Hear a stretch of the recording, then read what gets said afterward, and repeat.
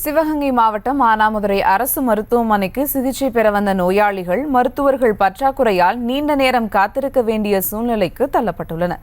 கூடுதல் விவரங்களோடு இணைகிறார் செய்தியாளர் மகேஸ்வரன். வணக்கம் மகேஸ்வரன், விவரங்கள்.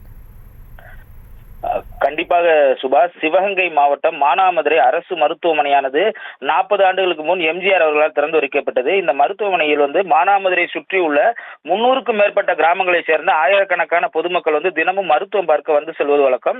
இந்த மருத்துவமனையில் போதிய மருத்துவர்களும் மருத்துவ உபகரணங்களும் இல்லாத நிலையில் விபத்து மற்றும் அறுவை சிகிச்சைக்கு வருபவர்கள் முதலுதவி மட்டுமே அளிக்கப்பட்டு சிவகங்கை அரசு மருத்துவமனைக்கு மாற்றப்பட்டு சிகிச்சை பெற்று வருகின்றனர்.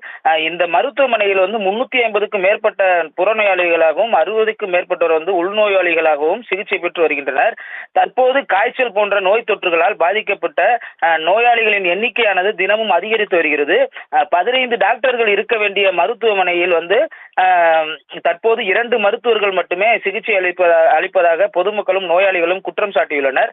மேலும் டாக்டர்கள் பற்றாக்குறையால் நோயாளிகள் நீண்ட நேரம் காத்து கிடக்கும் ஒரு அவலமான சூழ்நிலையும் இங்கு உருவாகி உள்ளது.